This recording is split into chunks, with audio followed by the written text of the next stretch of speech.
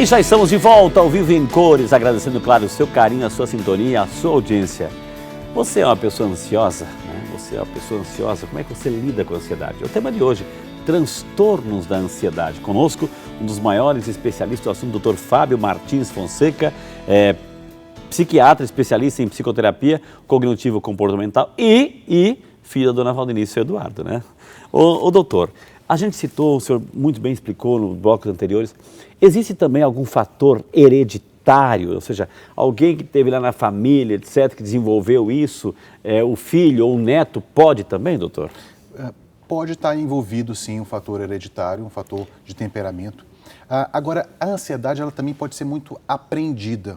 Então, os pais ansiosos, muitas vezes, eles podem ensinar os filhos a se tornarem pessoas ansiosas, através da superproteção, através do excesso de controle, ou através de uma exigência excessiva ou de crítica excessiva. Então, muitas vezes, a gente não está falando necessariamente de pode sim ter um temperamento, de uma coisa herdada, hereditária. Crianças já nascem mais ansiosas, mais inquietas, e muitas vezes isso é aprendido na primeira infância, no ambiente familiar. Ô doutor, uma pessoa que não é ansiosa, que não tem quadro de ansiedade, né? A gente viu que o senhor explicou lá atrás que a síndrome do pânico faz parte do kit, né? Faz parte do kit. Uma pessoa que não é ansiosa, ela pode desenvolver só a síndrome do pânico ou ela tem que ser ansiosa para desencadear a síndrome do pânico? É claro que as pessoas ansiosas vão ter maior chance de desenvolver todos os tipos de transtorno de ansiedade. Mas mesmo uma pessoa que não seja ansiosa, em determinadas circunstâncias, pode vir a desenvolver uma síndrome do pânico. Então, em tese, qualquer um de nós está sujeito a um transtorno de ansiedade. Ô doutor, o Júnior de Feira de Santana, na Bahia, obrigado Júnior, obrigado pela participação, que Deus te abençoe. Ele está dizendo, Frei e doutor, sejam bem-vindos na minha casa, que Deus abençoe, Júnior.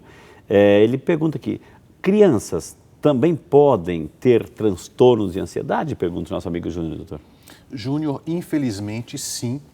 E os transtornos de ansiedade são os transtornos mentais mais frequentes nos adultos, atingindo cerca de 30% da população adulta ao longo da vida.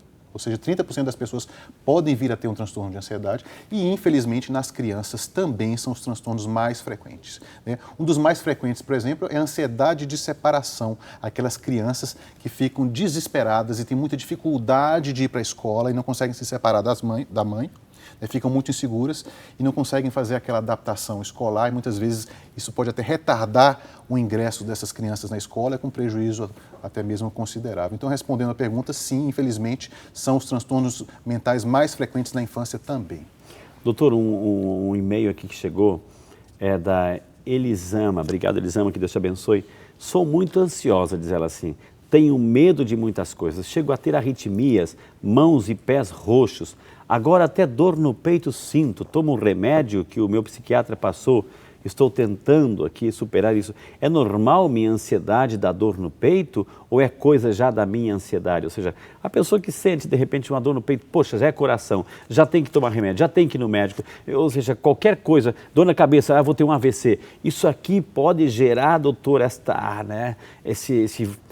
avalanche, né? Essa avalanche de situações e sintomas físicos, doutor. Pode gerar também isso? Pode, e eu achei essa pergunta muito importante, muito pertinente, porque vai me dar a oportunidade de esclarecer algumas coisas.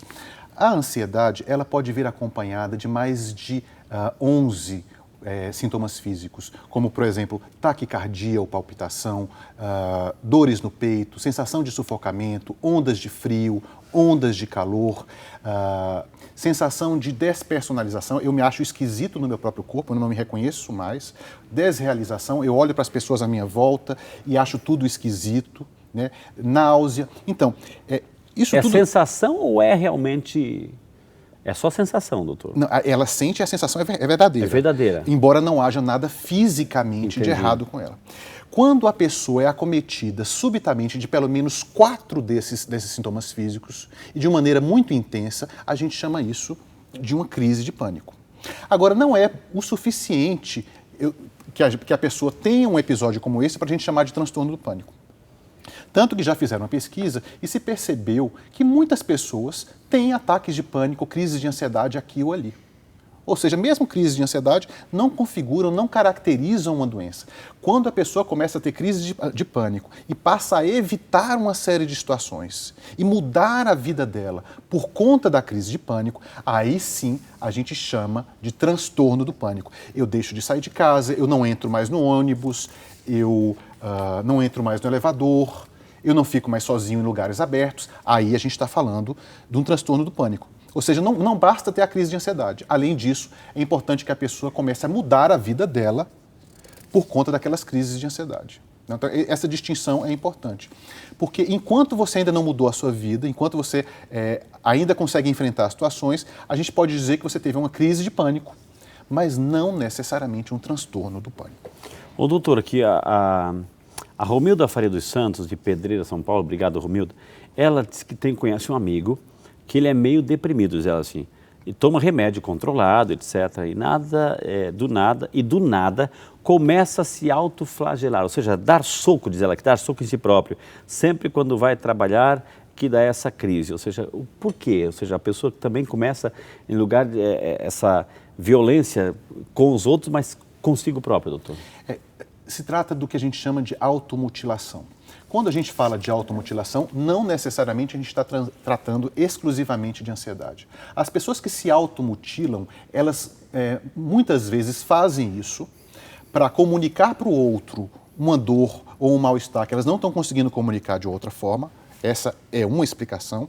E a mais frequente elas fazem isso para regular a emoção. Elas estão com a emoção muito alta e elas se cortam, se automutilam, porque a dor física tira a atenção e diminui a dor emocional. Então, isso pode acontecer com pessoas que estejam extremamente ansiosas, mas também pessoas que têm outros tipos de emoção, como angústia, por exemplo, também podem se automutilar. Então, essa é uma estratégia de enfrentamento para regular a emoção, que também mantém o problema a longo prazo. Então, respondendo à pergunta dela, pode ser por conta da ansiedade ou pode ser por conta de uma desregulação de alguma outra emoção. Entendi. Olha que interessante. Como vale a pena perguntar, viu? A dona Maria Odete de Franco de Campinas. Obrigado, dona Maria Odete. Sempre que entro num ônibus ou carro, fico desesperada, né? Com muito medo, inquieta. Isso é pânico ou ansiedade? Pergunta a nossa dona Maria. Bem casual, doutor. Isso é uma crise de ansiedade, mas ainda não configurou uma crise de pânico, né? A crise de pânico, a pessoa precisa achar que é uma sensação horrível de morte iminente, a pessoa pensa normalmente que vai morrer, ou que vai ter um derrame ou um infarto, ou que vai enlouquecer e perder o controle, e tem todos aqueles sintomas físicos.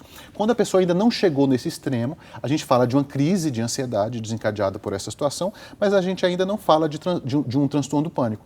Mas merece sim atenção e merece ver o que está acontecendo com ela, né? Um caso aqui, doutor, o Marcos Alencar. Obrigado, Marcos. Dá tempo ainda, dá tempo.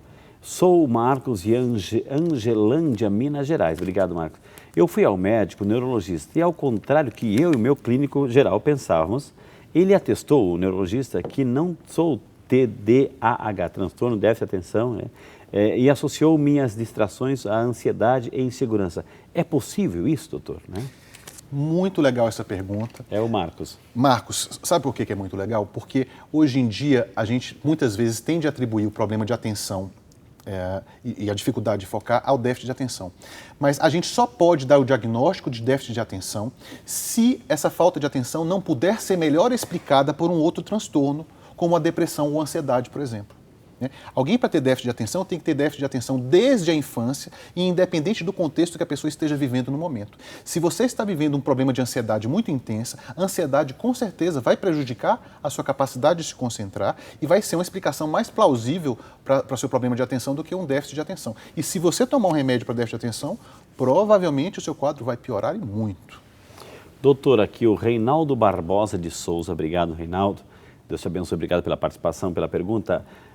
Olá, a minha esposa é muito nervosa, tem uma autoestima muito baixa, ansiosíssima e depressiva, sente que é desprezada pelos familiares, fez uma cirurgia de marca-passo onde ela ficou muito nervosa, ansiosa, de lá para cá teve queda de pressão, não está conseguindo controlar, o que fazer? Vou respeitar o nome dela, enfim, como ajudar assim a esposa do seu Reinaldo, doutor? Assim, ele está pedindo como ajudá-la, né? Afora a necessidade de buscar uma ajuda profissional, como é que a gente lida com ansiedade. Ansiedade é um medo, muitas vezes desproporcional à realidade, que faz com que a pessoa fuja e se esquiva daquela situação. Quanto mais ela foge, mais a longo prazo ela continua ansiosa. Então, o que a gente precisa ajudar a pessoa a fazer? Bem aos pouquinhos e devagar, ela ir enfrentando as situações das quais ela tem medo. É claro que, para isso, ela mesma tem que definir o que traz muito medo, o que traz um medo mais ou menos médio e o que traz só um pouquinho de medo que com a sua ajuda ela vai conseguir enfrentar. E a partir daí você consegue ajudar a sua esposa. É claro que isso tem que ser feito com muito amor, né? Com muita empatia e com muito cuidado, né? E na maioria das vezes a gente precisa deixar que a pessoa fale e perceba o quanto a esquiva está prejudicando a vida dela. Então, assim, ajudá-la devagarzinho a enfrentar as situações com muito carinho e com muito amor. Olha o fã-clube chegando aqui, gente, olha. Sou Fátima de Campinas e quero parabenizar a TV Século XXI por trazer o Dr. Fábio. Sou paciente dele e minha ansiedade abaixou muitíssimo. Parabéns à TV pela escolha. Fátima de Campinas. Obrigado, Fátima. Eu agradeço assim, essa manifestação de carinho. Prova que dá certo. Quando a pessoa quer e resolve fazer o que o médico prescreve, dá certo, doutor. Eu agradeço a Fátima. E é muito bom também quando as pessoas se engajam no tratamento. Sabe, Frei, as pessoas perguntam assim, terapia funciona? Aí eu devolvo para as pessoas com uma outra pergunta. Academia funciona? Curso de inglês funciona? Essa foi uma pergunta que eu aprendi com uma psicóloga minha, Nina Taboada, uma psicóloga amiga minha. As coisas funcionam se a gente vai de peito aberto e se a gente se engaja nas coisas. As coisas não funcionam se a gente fica lá passivamente, né? Aquela coisa, né? Deus deu pra gente os recursos pra gente ir atrás. E se a gente simplesmente, passivamente espera uma cura ou melhor, as coisas não vão acontecer. Então, eu agradeço, Fátima, a sua lembrança e você é um exemplo de uma pessoa que vai atrás e eu admiro e aprendo muito com pessoas como você. Tem que insistir, perseverar, perseverar. A Clarice Casarim Gomes, de Santa Fé do Sul, obrigado, Clarice, que Deus te abençoe. Quando estou muito ansiosa, tomo, ela disse o nome do medicamento, mas ela toma um ansiolítico, doutor, em gotas e faz 15 anos. Faz mal isso, doutor? Você que sente ansiedade, recorre ao medicamento, não sei nem se é automedicação, o seu médico prescreveu, enfim, mas é a Clarice, doutor. Clarice, é muito complicado às vezes a gente fazer um julgamento sem saber os detalhes do seu caso. Mas como você me disse que toma esse remédio há 15 anos, e eu vou supor que você está tomando exclusivamente um ansiolítico, então eu vou dizer que faz mal sim. Os ansiolíticos, normalmente, eles são usados a curto prazo e muitas vezes eles precisam ser substituídos por antidepressivos, que são remédios que não têm um efeito imediato. Quando você toma um ansiolítico para a ansiedade, você sempre fica com a impressão de que você conseguiu fazer as coisas porque você tomou o remédio. Você não deposita a confiança ou a crença em você mesma. Então, tomar ansiolítico a longo prazo, principalmente se não foram tentados outros remédios, é um fator de manutenção da ansiedade. Eu não quero julgar o seu tratamento, porque eu não sei se o seu médico tentou usar outros tipos de medicação. Mas supondo que você tenha usado apenas o ansiolítico durante esses 15 anos, esse ansiolítico está ajudando você a ficar onde você está, ansiosa. Doutor, meu nome é Tereza Tertuliano, moro em Pirassununga. Obrigado, Tereza. Doutor, tenho fibromialgia, artrite e depressão. Minha médica já me encaminhou numa nutricionista, porque tenho que emagrecer por causa dos meus problemas articulares, mas não consigo comer pouco, tenho fome de leão. Será que pode ser da ansiedade? Já busquei ajuda com meu psiquiatra. Eu gostaria de uma ajuda, doutora, que é a nossa amiga Tereza Tertuliano. A Tereza vive uma situação muito complexa, uma situação que a gente chama de comorbidade. O que quer dizer esse nome? É quando a pessoa tem vários problemas, várias doenças ao mesmo tempo, concorrendo ou contribuindo para a ansiedade. A fibromialgia, por exemplo, é algo que piora muito o quadro emocional e o quadro emocional piora muito a fibromialgia, então é uma bola de neve. Muitas vezes até mesmo os remédios que são utilizados podem contribuir para um aumento do apetite e para o ganho de peso. Então, assim, é importante a gente começar a falar também, Frei, de medidas para lidar com a ansiedade, né? Medidas como relaxamento, respiração diafragmática, relaxamento muscular progressivo, medidas que estão aí ao alcance de todo mundo, que não são medicamentosas e que podem ajudar as pessoas a controlar a ansiedade. Evitar ambiente, doutor, assim, que gera tensão, evitar situações que geram essa crise interior, essa confusão, essa desordem interior, situações de conflitos, de brigas, de contentos, evitar ajuda, doutor? Ajudaria se fosse possível. A gente não consegue evitar as situações de estresse porque à medida que a gente vive e se relaciona com as pessoas, inevitavelmente a gente, quanto menos espera, está dentro de uma situação que é estressante e que causa ansiedade. Quando eu digo para os meus pacientes no consultório, ou quando eu tento ensinar algumas técnicas, como, por exemplo, técnicas de respiração ou técnicas de relaxamento, os pacientes voltam na semana seguinte e falam assim, não adiantou nada, doutor Fábio, assim, eu tentei, brigando com a minha esposa, eu tentei fazer a respiração que o senhor me ensinou e o relaxamento muscular, não adiantou nada. Aí eu respondo para eles assim, tá, você começa a andar de bicicleta na ladeira? Você começa a andar de carro numa rodovia movimentada? Então, essas técnicas são extremamente úteis, mas a gente precisa começar a praticar quando a gente está calmo. Porque quando a gente está nervoso, a gente não consegue nem pensar. Então, a gente precisa começar a desenvolver essas habilidades. Existem algumas técnicas de meditação, de respiração, que estão acessíveis aí na internet para todo mundo e que, se praticadas um pouquinho, de manhã cedo, 3 minutos de manhã, um pouco antes de dormir, vão te ajudar a ter mais controle sobre a sua ansiedade. Mas, é claro, você precisa ganhar uma prática nessas coisas, não quando você está brigando, né? Não quando a situação já ficou catastrófica realmente, você não vai conseguir aprender a fazer aquilo, a não ser quando você... É aquela técnica, doutor, assim, diante de uma situação conflitiva, respira fundo, contar até 10, até 100, até 1000 antes de abrir a boca, é isso? Só que antes de usar essa técnica numa situação conflitiva, você vai usar essa sua técnica no seu dia a dia, em situações que são para você relativamente simples ou pouco difíceis. Para quando você precisar usar numa situação de conflito, você está preparado, você ter aprendido como fazer aquilo. E por isso que eu estava falando lá atrás que trata-se também de um autoconhecimento, de um autocontrole, que a pessoa chega nesse nível, né, doutor? Que é importante isso, né? Eu não sei se a gente tem tempo para isso, mas eu gostaria de ensinar para o seu público uma técnica simples de respiração. Então guarda que a gente no próximo bloco, técnicas ao vivo, né? De respiração para a gente controlar o estresse, a ansiedade aí, para a gente ter um pouquinho mais de equilíbrio interior. Então daqui um pouquinho, super aí, técnica que o doutor Fábio vai ensinar para mim e para todos vocês, né? Para todos nós.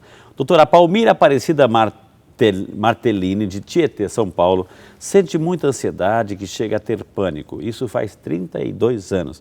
Eu vou citar os remédios que ela toma, porque certamente foram prescritos. Ela toma sertralina de 30 mg, atenolol de 1 grama, alprazolam e nada resolve. Pergunta qual é o tratamento adequado aí, a Palmira, doutor. Ela está sendo acompanhada, né, doutor? Está sendo acompanhada. O tratamento medicamentoso é extremamente eficaz, mas a gente sabe que é possível se curar do pânico através do que a gente chama de terapias de exposição gradual, né? A gente ajuda a pessoa a normalizar os sintomas de ansiedade, a diminuir a ansiedade dela e, aos poucos, a enfrentar as crises do pânico, a crise de pânico, sem fugir do que ela tem que fazer. Então, o que eu quero dizer é que muitas vezes a medicação está super bem indicada, são medicações que estão indicadas para o transtorno do pânico, mas as terapias comportamentais e cognitivo-comportamentais podem trazer uma melhora significativa sem medicação. Isso não é algo que eu estou dizendo, isso é algo que está replicado em trabalhos científicos feitos em todo o mundo, né? Então, existem formas de psicoterapia que podem trazer um alívio para o transtorno do pânico. Ô, doutor, a ansiedade ou um transtorno pode afetar também na qualidade do sono? A pessoa pode ficar a noite inteira acordada, isso vai gerar também, ela sabe que no dia seguinte ela vai ter que trabalhar, acordar cedo, etc., tem que começar uma jornada para ela que é tensa, conflitiva ou estressante, enfim, mas ela, por essa crise, não consegue dormir, vai perdendo o sono e as horas vão passando. E daí, doutor? E daí, assim, a ansiedade gera insônia e a insônia piora a ansiedade, né? Normalmente, as pessoas que são muito ansiosas ficam com ruminações ou preocupações assim que elas se deitam na cama. Que pode ser de raiva, que pode ser várias emoções aí, doutor. E muitas vezes elas ficam com preocupações que são absolutamente doentias ou patológicas, porque não vão ajudar em nada. Então, a gente tem algumas técnicas como a higiene do sono, como você precisa se preparar para ir dormir e ir se desligando aos poucos, evitar muitos estímulos na hora de ir para a cama, né? por incrível que pareça, evitar ficar muito tempo na cama se você não está conseguindo dormir. Se você passa mais de 20 minutos e não está dormindo, você tem que sair da cama, fazer uma atividade relaxante, como uma leitura, né, tomar um leite quente, e aí quando o sono está voltando, você volta para a cama. E tem uma dica também que a gente dá para os pacientes, é assim, às vezes vale a pena marcar uma hora durante o dia para se preocupar. Sabe tudo aquilo que você começa a pensar durante a noite? Umas 2 horas antes de você deitar, você coloca tudo no papel, o que está te preocupando, o que você pode fazer hoje em relação a esses problemas, o que não está ao seu alcance hoje, quando vai estar e quando vale a pena você voltar a se preocupar. E aí, quando você se deitar à noite na cama, você pensar assim, eu já pensei sobre isso hoje, eu posso voltar a pensar nisso só amanhã. É uma dica que a gente dá para os nossos telespectadores. Gente, que maravilha, quantas informações. Eu vou chamar um intervalo na sequência, além de responder aos seus questionamentos, o doutor vai ensinar aquela técnica famosa de respiração. Ele prometeu. Então, tudo isso e muito mais no próximo bloco aqui no seu programa Vida e Saúde, que volta já, é claro, só para você.